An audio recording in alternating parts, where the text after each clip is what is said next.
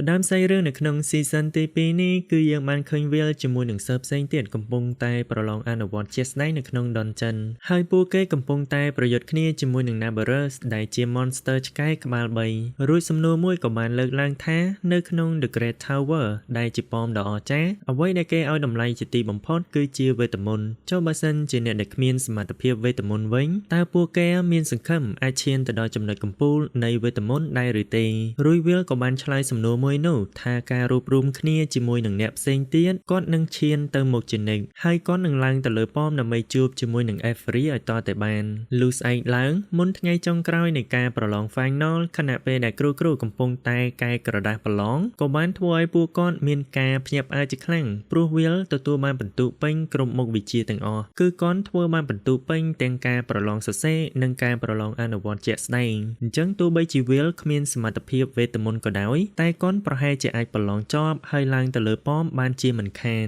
ពេលដែលបានស្ដាប់ឮពាក្យសម្ដីទាំងអស់នេះធ្វើឲ្យលោកគ្រូ Edward មិនសូវសប្បាយចិត្តប៉ុន្មាននោះទេរួចអ្នកគ្រូ Elisa ក៏បានចូលរួមត្រេកអរជាមួយនឹងលោកគ្រូ Wagner ព្រោះក្តីស្រមៃរបស់កូនសិស្សដែលនៅក្រោមការមើលថែរបស់គាត់ចិត្តខ្លាយទៅជាការពិតហើយតែលោកគ្រូ Wagner ក៏បានតបទៅវិញថា Will នៅសល់ការប្រឡងមួយទៀតអញ្ចឹងពួកគេមិនអាចដឹងមុនអំពីអ្វីដែលនឹងអាចកើតឡើងបានទេនៅពេលនេះ Will កំពុងតែរៀននៅឯបណ្ណាល័យជាមួយនឹងមិត្តភ័ក្តិរបស់គាត់គឺគាត់ពិតជាខំប្រឹងរៀនខ្លាំងណាស់ហើយជាមួយគ្នានោះ Rusty ក៏កំពុងតែជួសជុលវ៉ែនតាទៅឲ្យគាត់វិញផងដែរព្រោះវ៉ែនតាមួយនោះបានខូចនៅពេលដែលប្រយុទ្ធគ្នាជាមួយនឹងបិសាច Grand Duke នៅក្នុង Dungeon កាលពីលើកមុនរួច Colette ក៏មានការបារម្ភទៅលើ Will ព្រោះកាលពីម្សិលមិញគាត់ទើបតែបានសម្លាប់ឆ្កែក្បាល3ហើយគាត់មិនបានគេងគ្រប់គ្រាន់នោះទេតែ Will ក៏បានតបទៅវិញថាគាត់មិនអីទេហើយអរគុណទៅកាន់ Lee Hanna និងអ្នកផ្សេងទៀតដែលបានជួយគាត់ទើបគាត់អាចទទួលបានពិន្ទុពេញនៅក្នុងការអនុវត្តជាក់ស្ដែងបែបនេះ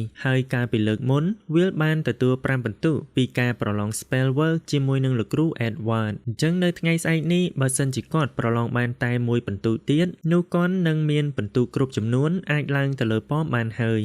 ដោយសារតែ Will ខំប្រឹងរៀនខ្លាំងពេកគាត់ក៏ដកសក់ស្កូវរួច Rusty ក៏បានដកសក់ស្កូវមួយរបស់ Will ដែលធ្វើឲ្យ Colette មានការប្រច័ណ្ឌជាខ្លាំងកាន់មកខាងអ្នកគ្រូនយោអាណេបន្តិចគាត់កំពុងតែសរសើរទៅកាន់ Julius និង Sion ព្រោះដោយសារតែពួកគេទាំងពីរសុទ្ធតែមានការរវល់ផ្ទាល់ខ្លួនតែពួកគេបានឆ្លៀតទៅសម្រាប់ឆ្កែក្បាល3ជាមួយនឹងអ្នកផ្សេងទៀតហើយតាមពិតទៅ Julius មិនចង់ទៅប៉ុន្មានទេព្រោះទោះបីជាគាត់មិនសម្រាប់ឆ្កែក្បាល3ក៏ដោយក៏គាត់អាចឡើងទៅលើប៉មបានដែរតែដោយសារតែអ្នកផ្សេងទៀតបង្ខំគាត់តែប៉ុណ្ណោះរួច Sion ក៏បាននិយាយកាត់ថាទោះបីជាគ្មាន Julius ក៏ពួកគេមិនមានបញ្ហាដែរព្រោះតករបស់គាត់តែងតែរលីរហូតហើយគាត់មិនសូវជាបានជួយអីច្រើនឡើយរួចពួកគេទាំងពីរក៏បានឆ្លោះគ្នានៅចំពោះមុខអ្នកគ្រូនយោតែម្ដងរីឯ Vignol ជាមួយនឹង Lee Hanna ណែវិញពួកគេទាំងពីរបានផ្លាស់ប្ដូរច្រើនជាងមុនបន្ទាប់ពីបានស្គាល់ Will ដោយ Lee Hanna ធ្លាប់តែជាមនុស្សចិត្តរឹងម៉ឺងម៉ាត់ប្រែក្លាយទៅជាមនុស្សចិត្តទន់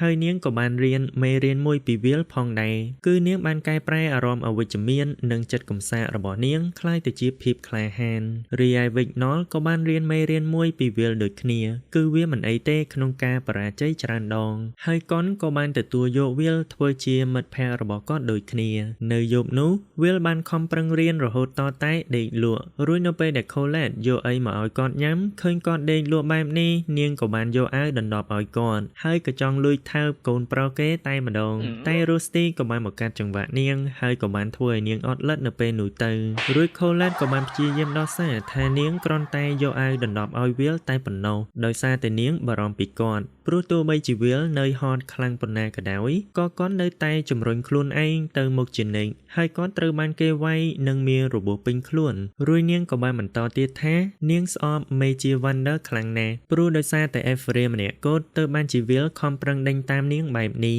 តែ Avery មិនបានធ្វើអ្វីទាំងអស់គឺគ្រាន់តែរងចាំនៅលើប៉មតែប៉ុណ្ណោះរួចក៏បានធ្វើឲ្យ Colette មានការអាណិតទៅលើវាជាខ្លាំងហើយសូម្បីតែ Rusty ក៏បានយល់ស្របជាមួយនាងដូចគ្នាកាន់មកខាង Avery ដែលត្រូវជាមេបតកឯនេះវិញខណៈពេលដែលនាងកំពុងតែដើរនៅតាមផ្លូវនាងក៏បានជួបជាមួយនឹង Eleanor ដែលត្រូវជាមេប Fairy ហើយតាមរយៈការសន្ទនារបស់ពួកគេគឺយើងបានដឹងថា Eleanor ធ្លាប់បានប្រកួតវេទមន្តចាញ់ Avery តែ Eleanor ក៏បានព្យាយាមយល់ដែរថាដោយសារតែការប្រកួតមួយនោះឲ្យប្រើប្រាស់តែវេទមន្តតកបើសិនជាឲ្យនាងប្រើប្រាស់វេទមន្តផ្សេងបាន នាងនឹងយកឈ្នះ Avery ជាមិនខានស្រាប់តែពេលនោះ CEO ដែលត្រូវជាមេបករន្ទះក៏បានដើរកាត់ទីនោះហើយមូលហេតុដែលមេ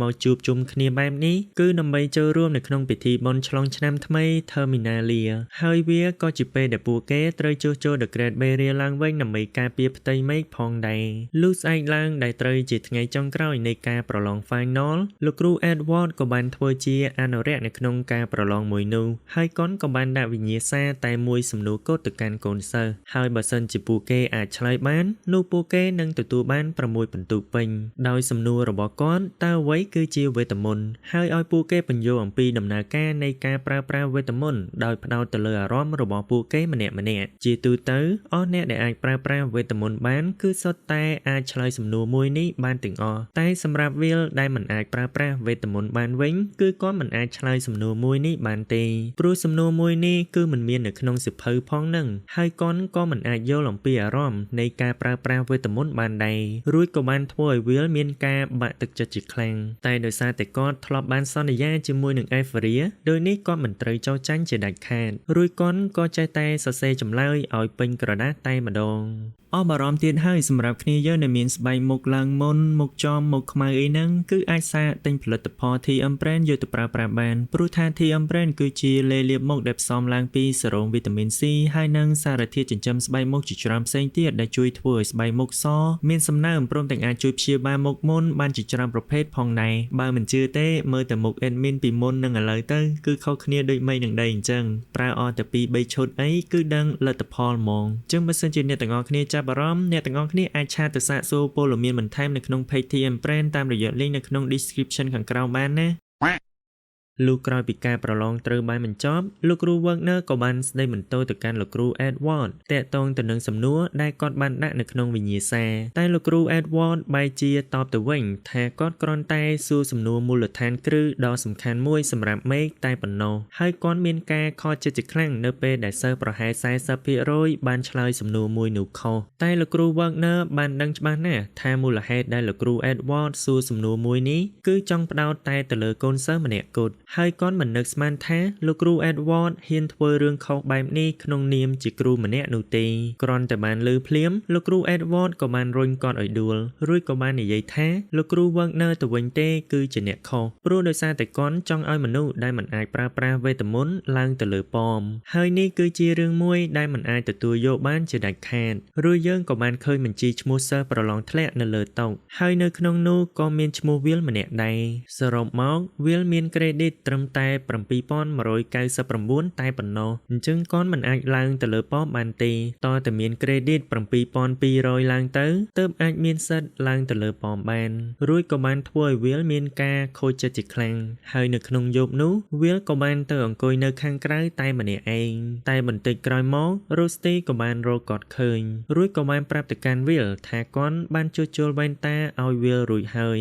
គាត់ក៏បានទុកវានៅក្នុងបន្ទប់របស់វាលផងដែររួចវាលក៏បានប្រាប់ទៅកាន់ Rusty ថាលោកគ្រូ Edward ពិតជាចិត្តដាច់ខ្លាំងណាស់ព្រោះគាត់បានដាក់សំណួរមួយនោះគឺដើម្បីបញ្ឈប់វាលកុំឲ្យឡើងទៅលើប៉មរួចវាលក៏បានសុំទោសទៅកាន់ Avery ដែលគាត់មិនអាចរក្សាពាក្យសន្យាបានរួច Rusty ក៏បានព្យាយាមនិយាយលើកទឹកចិត្តទៅកាន់វាលថាគាត់នឹងនៅជាមួយវាលជារៀងរហូតកាត់មកខាង Colette និងអ្នកផ្សេងទៀតពួកគេក៏បាននាំគ្នាស្វែងរកវាលតែពួកគេរកគាត់មិនឃើញទេរួច Julius ក៏បាននិយាយថាសិស្សដែលមិនអាចឡើងទៅលើប៉មហើយខូចចិត្តរត់ចេញពីសាលាគឺពិតជាគួរឲ្យអាម៉ាស់ខ្លាំងណាស់គ្រាន់តែបានឮភ្លាម Wagner ក៏បានគំរាមទៅកាន់ Julius ថាឲ្យដកពាក្យសម្ដីមួយនោះត្រឡប់ទៅវិញព្រោះគាត់មិនអាចឲ្យអ្នកណាប្រមាថមិត្តភក្តិរបស់ Elle ជាដាច់ខាតរួច Julius ក៏បានតបទៅវិញថា Wagner ប្រហែលជាត្រូវបានវាលធ្វើឲ្យវង្វេងហើយព្រោះនេះគឺជាសាលាវេទមន្តហើយនៅក្នុងពិភពលោកមួយនេះវេទមន្តគឺជាអ្វីៗទាំងអស់អញ្ចឹងទោះបីជាវាលខ្លាំងនៅក្នុងដុនចិនក៏ដោយក៏ដាវគ្មានសិទ្ធិនៅទីនេះដែររួច Julius ក៏បានសួរទៅកាន់ CEO នៅចេននោះថាតើគាត់គិតបែបនេះដែរឬទេហើយ CEO ចាត់ទុកវាលគឺជាសត្រូវរបស់គាត់ដែរមែនរួច CEO ក៏បានតបទៅវិញថាពិតមែនហើយព្រោះវាលតែងតែធ្វើឲ្យគាត់ខឹងជានិច្ចហេតុនេះហើយបានជាគាត់ចង់យកឈ្នះទៅលើវាលដោយផ្ទាល់ដៃរបស់គាត់តែឱកាសមួយនេះគឺគ្មានតទៅទៀតនោះទេបន្តិចក្រោយមកលោកគ្រូ Wagner ក៏បានសួរទៅកាន់ពួកគេថាតើពួកគេ គេកំពុងតែធ្វើអ្វីនៅទីនេះរួច Colette ក៏បានឆ្លើយថាពួកគេកំពុងតែតាមរក Will តែពួកគេរកគាត់មិនឃើញសោះរួចលោកគ្រូ Wagner ក៏បានស្ម័គ្រចិត្តស្វែងរក Will ហើយក៏បានប្រាប់ឲ្យពួកគេឆាប់ទៅព្រោះពិធីបុណ្យឆ្លងឆ្នាំជិតចាប់ផ្ដើមហើយកាត់មកខាងពិធីបុណ្យឆ្លងឆ្នាំឯណែវិញពួកគេក៏បានចាប់ផ្ដើមបាញ់កាំជ្រួចដើម្បីស្វាគមន៍ឆ្នាំថ្មីហើយក៏មានមនុស្សជាច្រើនបានចូលរួមរីឯ MC នៅក្នុងពិធីបុណ្យមួយនេះគឺជា Haymaid អាយុ26ឆ្នាំអត់លិតឈ្មោះ Sarah ហើយនាងក៏ត្រូវជាមិត្តភក្តិរបស់លោកគ្រូ Edward និងលោកគ្រូ Wagner ផងដែររួច MC ក៏បាននិយាយអំពីប្រវត្តិរបស់ The Great Barrier កាលពីយូរលង់ណាស់មកហើយមនុស្សមិនបានស្គាល់ផ្ទៃមេឃទេព្រោះពិភពលោកមួយនេះគឺបានជាប់គាំងនៅក្នុងភាពងងឹតហើយ Celestial Horse បានព្យាយាមបំផ្លាញពិភពលោកមួយនេះព្រមទាំងបានសម្លាប់មនុស្សអស់ជាច្រើនហើយនៅពេលដែលអ្វីៗគ្រប់យ៉ាងហាក់ដូចជាត្រូវបានបាត់បង់ស្រាប់តែពេលនោះនៅក្រោមការដឹកនាំរបស់ Mercedes ដៃមេឃដ៏អស្ចារ្យ5នាក់បានបង្កើត The Great Barrier ដើម្បីសៀលផ្ទៃមេឃហើយក៏បានបណ្ដេញ Celestial Horse ចេញពីពិភពលោកមួយនេះហើយវាគឺមានរយៈពេល500ឆ្នាំមកហើយរីឯដៃមេឃដ៏អស្ចារ្យ5នាក់នោះ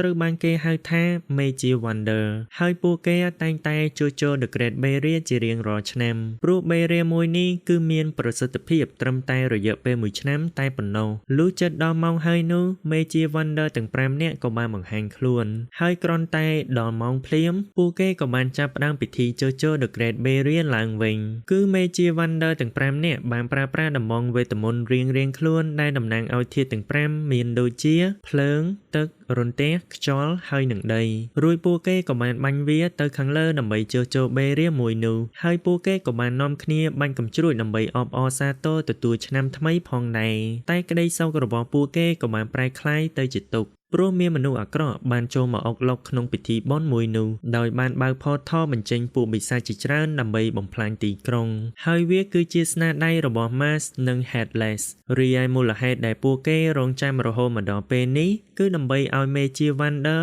អស់ថាមពលវេទមន្តជាមុនសិនព្រោះតាមរយៈការជួសជុល The Great Barrier Magic Wonder បានប្រើប្រាស់ថាមពលវេទមន្តរបស់ពួកគេទាំងអស់អញ្ចឹងវាគឺជាឱកាសដ៏ល្អបំផុតដើម្បីបំផ្លាញទីក្រុងមួយនេះ